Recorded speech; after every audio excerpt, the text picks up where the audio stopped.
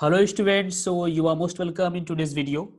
Students, आज की video आप सबके लिए बहुत इंपॉर्टेंट है बिकॉज आज की वीडियो का जो एजेंडा है, जैसा कि आप देख पा रहे हैं, एक बहुत ही इंपॉर्टेंट टॉपिक मैंने लिया है।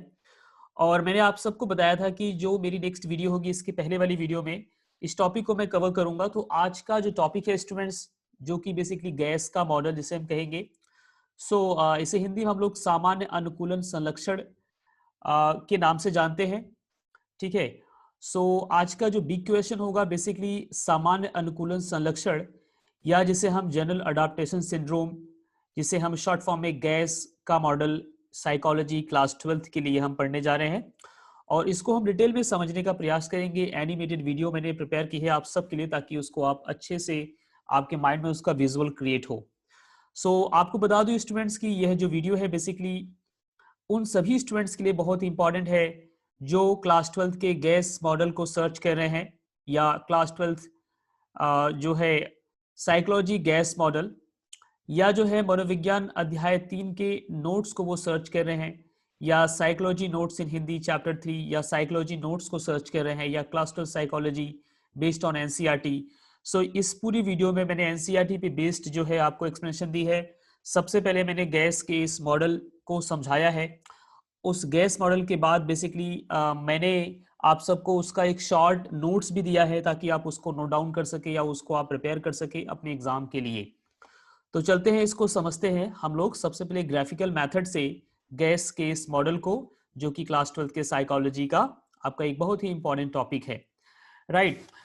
जनरल अडाप्टेशन सिंड्रोम बेसिकली ये तब हमें देखने को मिलता है जब बेसिकली हम एक सर्टेन दबाव से या सर्टेन स्ट्रेस से गुजर रहे होते हैं।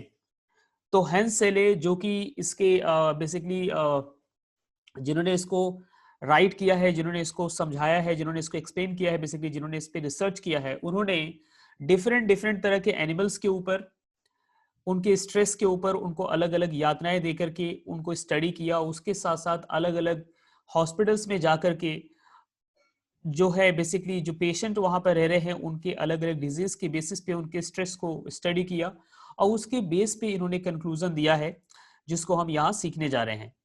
तो यहाँ पर आप सबसे पहले देख रहे हैं, जब दबाव का सतत रूप से दीर्घकाल तक बना रहता है तो शरीर में क्या घटित होता है, जिसका जवाब हमें सैले ने दिया। तो सैले ने इस प्रश्न का अध्ययन किया। सैले ने इस प्रतिरूप को सामान्य अनुकूलन संरक्षण, जिसे हम जनरल अडाप्टेशन सिंड्रोम के नाम से जानते हैं, और जिसका शॉर्ट फॉर्म है गैस, को बेसिकली समझाया यहाँ पर। इसके 3 स्तर होते हैं स्टूडेंट्स। अगर मैं आपको कहूँ गैस के मॉडल को समझने के लिए इसके 3 स्टेजेस होते हैं। तो सबसे पहला आप यहाँ पर देख पा रहे हैं सचेत प्रतिक्रिया, जिसे हम अलार्म रिएक्शन कहेंगे। सेकेंड आपका आता है प्रतिरोध, जिसे हम रेजिस्टेंस कहेंगे। थर्ड आपका आता है परिश्रांति, जिसे हम एग्जॉस्टेशन कहेंगे या एग्जॉस्ट कहेंगे। तो ये ग्राफ आपको क्लियरली एक्सप्लेन कर रहा है सभी तरह को बहुत ही अच्छे से, और इसका मैंने एनिमेशन भी क्रिएट किया है ताकि आप उसको भी अच्छे से समझ पाए उसके बेसिस पर भी। ओके, जैसा कि आप यहाँ पर देख रहे हैं, इस ग्राफ के अंदर आपको एक जो ये पर्पल कलर की लाइन जो आपको दिखाई दे रही है, बेसिकली जो ये मिडिल लाइन है ये वाली, इसे हम यहाँ पर ले रहे हैं सामान्य प्रतिरोध का स्तर। मतलब हमारे दिन प्रतिदिन के जीवन में, आप सब हम सब के जीवन में जो छोटे मोटे जो दबाव आते रहते हैं, जो स्ट्रेसेस होते हैं, उसका लेवल यहाँ पर रखा गया है, जो आप इस लाइन से देख पा रहे हैं। पर्पल कलर की जो लाइन है, इस लाइन से आप देख पा रहे हैं। ओके, लेकिन अगर आपके जीवन में अचानक कोई घटना घटती है, जैसे फॉर एग्जांपल आपके रास्ते में जहां से आप जा रहे हैं, वहां कुछ बदमाशों ने आपको पकड़ लिया या आपको घेर लिया, ठीक है। इस तरह की कुछ घटना अगर आपके साथ अचानक होती है, या आपके रास्ते में आप जहां से जा रहे हैं वहां एक सांप निकल गया, ठीक है। अगर मान लेते हैं कि आपके रास्ते में कोई मतलब जो है पागल कुत्ता है, उसने आपका पीछा कर लिया, तब उस केस में क्या करेंगे, राइट। कोई पागल कुत्ता कहने का मतलब यहाँ पर स्टूडेंट्स, एक जो है सनकी अगर एक डॉग आपको रास्ते में मिल गया जो बुरी तरह से बिल्कुल क्या कहते हैं सनक में है, और वो काटता है, अगर इस तरह से कुछ आपके सामने घटित हो जाएगा तो उस टाइम आप क्या करोगे, ठीक है। तो उस टाइम बेसिकली आपके अंदर एक अलार्म रिएक्शन क्रिएट होगा, मतलब पूरी तरह से भयभीत हो जाओगे। थोड़ी देर के लिए आप सोचना बंद कर दोगे, थोड़ी देर के लिए आपकी सोच रुक जाएगी और डर जाओगे, सहम जाओगे। इसी वजह से उसको हम यहाँ पर देख रहे हैं, ये जो आपको रेड कलर की जो एक कर्व दिखाई दे रहा है, एक जो वक्र आपको दिखाई दे रहा है, ये देखो नीचे की तरफ आ रहा है। इसके नीचे की तरफ आना ये हमें बताता है कि ये आपका जो लाइन है पर्पल कलर का, जो कि बेसिकली एक सामान्य स्तर को बता रहा है प्रतिरोध का। नॉर्मल अपने डेली लाइफ में जो हम लोग प्रतिरोध को जिस तरह से हम लोग रोकते हैं अपने जीवन में, ये तो आपका नॉर्मल है। लेकिन अचानक जब आपके सामने कोई घटना घटती है तो आपका ये लेवल जो है ये नीचे की तरफ देखो जा रहा है। तो सबसे पहले नीचे की तरफ जा रहा है, मतलब अचानक आपका दिमाग काम करना बंद कर जाएगा और अचानक डर जाएंगे, सहम जाएंगे। तो इसी वजह से आपका ये स्तर जो है पूरी तरह से नीचे की तरफ ठप हो जाएगा। आपके अंदर कोई प्रतिरोध की एक्टिविटी रहेगी नहीं, स्टॉपेज हो जाएगा पूरी तरह से, राइट। पूरी तरह से क्या हो जाएगा, स्टॉपेज हो जाएगा। लेकिन थोड़े ही समय बाद वो जो स्टॉपेज है, जो आपके अंदर जो लॉक लग चुका था, कुछ सेकंड के लिए दिमाग जो काम नहीं किया, अब उसके बाद वो काम करना शुरू करेगा। फिर देख लो ये आपका ऊपर की तरफ ये आपको जाता हुआ दिखाई दे रहा है, और उसके बाद यहाँ पहुंचने के बाद बिल्कुल नॉर्मल कंडीशन में हो जाएगा। क्या हो जाएगा स्टूडेंट्स, नॉर्मल कंडीशन है। मतलब जिस तरह से आप दिन प्रतिदिन के जीवन में, जिस तरह से आप अपने आने वाली समस्याओं को या जो भी आपके जीवन में दबाव आते हैं, जिस तरह से उसको मेंटेन करते हैं, उसको हैंडल करते हैं, एक नॉर्मल अवस्था में आ जाएंगे। लेकिन अगर मान लेते हैं आपके सामने चोर है, जो आप या कोई बदमाश है आपके सामने, जो बेसिकली आपसे आपके पैसे छीनना चाह रहा है, या जो है आपके रास्ते में सांप आ गया, या जो है आपके रास्ते में कोई पागल कुत्ता आ चुका है, ठीक है, तो उस टाइम आपका माइंड जो है थोड़ा सा अलर्टनेस में आएगा। अब वो सामान्य प्रतिरोध का जो स्तर है, ये जो मीडियन लेवल आपको दिखाई दे रहा है, ये नॉर्मल लेवल, इस लेवल से आप ऊपर जाके फिर सोचना शुरू करेंगे। मतलब आपके बॉडी के अंदर एक अलर्टनेस होगी। अब जब आपकी बॉडी के अंदर अलर्टनेस होगी तो आपकी बॉडी, मतलब हमारी बॉडी ऑटोमेटिकली इस तरह से डिजाइन है कि ऑटोमेटिकली हमारे बॉडी के अंदर कुछ ऐसे चेंजेस होंगे ताकि हम उस नए जो अचानक समस्या हमारे सामने आई है उसको लेकर के हम क्या कर सके, उसको रोक सके, उस पर रेसिस्टेंस लगा सके, उस पर प्रतिरोध लगा सके। तो प्रतिरोध का मतलब सिंपल सिंपल रेसिस्टेंस, रेसिस्टेंस का मतलब रुकावट होता है, रोकना होता है, जिसे हम सिंपल भाषा में समझ सकते हैं। अब आप देख रहे हैं कि ये स्तर आपका बढ़ रहा है, और बढ़ते बढ़ते इस पॉइंट पे जाकर के एक कुछ समय तक ये आपका बिल्कुल एक स्टेबल, मतलब पीक पॉइंट पे पहुंच जाता है, हाईएस्ट होता है ये। तो ये उच्चतम प्रतिरोध का चरण होता है। उच्चतम प्रतिरोध का चरण मतलब ये जो आपको लेवल दिखाई दे रहा है नॉर्मल, अपने दिन प्रतिदिन के जीवन में जो हमको प्रतिरोध, जो हम अपने नॉर्मल जो जीवन में जो दबाव को जिस तरह से हैंडल करते हैं, लेकिन अचानक जब कोई चीज इस तरह से आती है तो उसको आप यहाँ पे आके हैंडल कर रहे हैं एक हाईएस्ट, एक पीक लेवल पे, ठीक है। इसका मतलब अब अपने माइंड का, अपने बॉडी का पूरी तरह से उपयोग करके उस समस्या से आप निपटने की कोशिश कर रहे हैं। और मैंने जो आपको एग्जांपल दिया कि आपके सामने कोई चोर या लुटेरा आ जाए, या पागल कोई कुत्ता आ जाए, या कोई सांप आ जाए, सिर्फ इतने एग्जाम्पल नहीं है, वो कुछ भी हो सकता है, राइट स्टूडेंट्स। हो सकता है आपका अचानक एग्जाम अनाउंसमेंट हो जाना, या हो सकता है कि आपके जेब में सिर्फ जो है 500 रुपए रहना, उस 500 रुपए को आपको पूरे महीने खर्च करना है, ठीक है।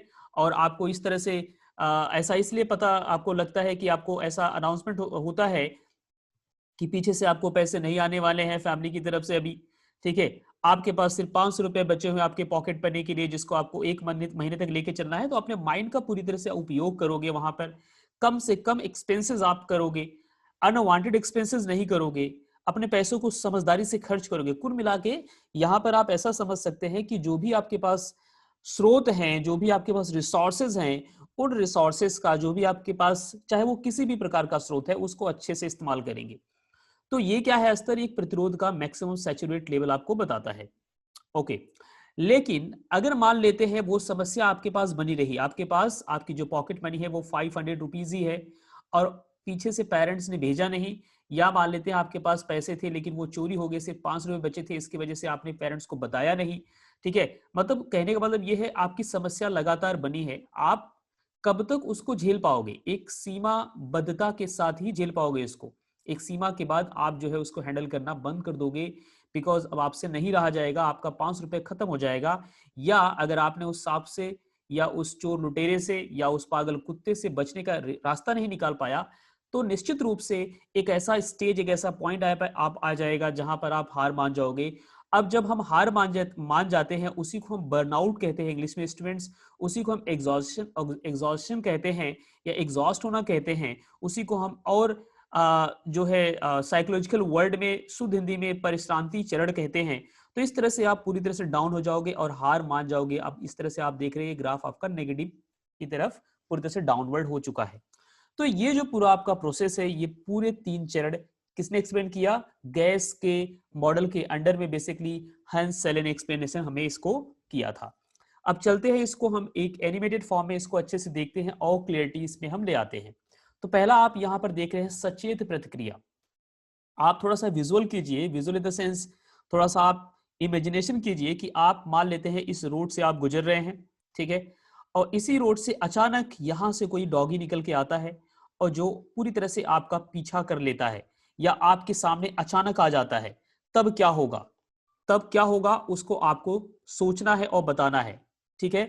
तब तुरंत क्या हो जाओगे आप, आपकी हालत कुछ इस प्रकार से हो जाएगी। अचानक डॉगी जैसे ही आपके सामने आएगा और रोड पे उस समय उस गली में उस सड़ आपकी हालत कुछ इस तरह से हो जाएगी। देख रहे हैं ये जो स्टेज है बेसिकली कैसा स्टेज है? ये डाउनवर्ड स्टेज है जो आपने ग्राफ में देखा था। ये पूरी तरह से सहम जाना, तो ये नीचे की तरफ लेके जा रहा है, ये नीचे की तरफ इसका फ्लो हो चुका है, ठीक है। नॉर्मल लेवल से ये नीचे की तरफ आप मूव कर रहे हैं। चलते हैं हम नेक्स्ट स्टेज में, ठीक है, जिसे हम कहेंगे अलार्म रिएक्शन। तो नेक्स्ट आपका आता है रेसिस्टेंस, जहां पर आप प्रतिरोध के स्तर पर आते हैं। फिर थोड़े ही समय बाद आपका जो दिमाग है वो काम करना शुरू करेगा और आपको कुछ युक्ति, कुछ समझ, कुछ सूझ, कुछ अलर्टनेस, कुछ प्रिपेयरनेस आपके बॉडी के अंदर, आपके माइंड के अंदर आएगी। और उसके बाद क्या करेंगे आप, हम देखते हैं उसको। अब ये जो डॉग है आपकी तरफ भागता हुआ आ रहा है, लेकिन उस टाइम आपके बॉडी के अंदर एक एनर्जी, एक ब्लड का एक फ्लो, ठीक है, एक माइंड का अलर्टनेस एक्टिवेट होगा और हो सकता है आप तेजी से भागने की कोशिश करें, जिसे हम फाइट और फ्लाइट स्टेज कहते हैं। या हो सकता है जिस तरह से ये फीमेल यहां पर जिस तरह से एग्रेसिव आपको दिखाई दे रही है, या उस डॉग से उससे लड़ने के लिए किसी डंडे या किसी लाठी या किसी अस्त्र का इस्तेमाल करे कि उसको भगाए वहां से, ठीक है। और या तो वो खुद जो है पूरी एनर्जी के साथ भाग जाए। तो इसी वजह से इस स्टेज को हम लोग क्या कहते हैं स्टूडेंट? फाइट और फ्लाइट स्टेज कहते हैं, जहां से हम लोग बेसिकली अपने बॉडी, अपने माइंड को अलर्ट करते हैं और भागने की पूरी तरह से कोशिश करते हैं। तो ये आपका सेकंड स्टेज होता है और ये स्टेज कुछ लंबे समय तक होता है।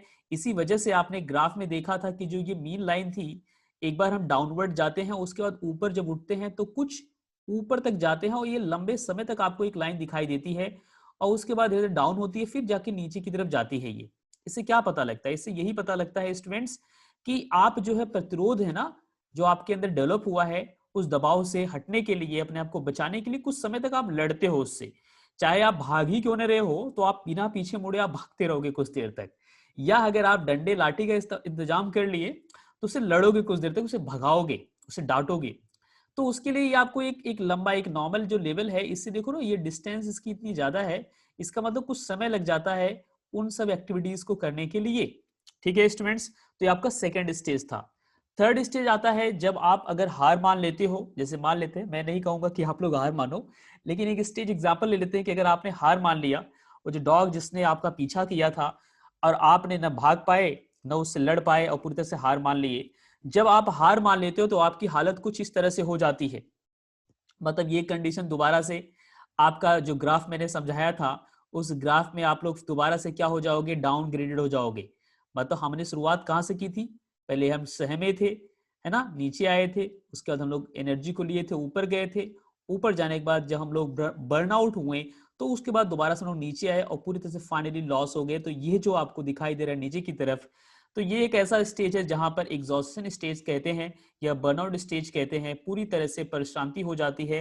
अब आप जो है अपने आप को इस डॉगी को पूरी तरह सौंप देते हो कि भाई देख, तू मुझे काट या चाहे जो कर, अब तो मैं कुछ नहीं कर सकती। तो अब अगर तू काटे, चाहे एक जगह काट या दो जगह काट या चार जगह काट, मुझे तो इंजेक्शन उतने ही लगने हैं, राइट। तो अब ये जो स्टेज होती है, ये है होती है स्टूडेंट्स बर्नआउट स्टेज।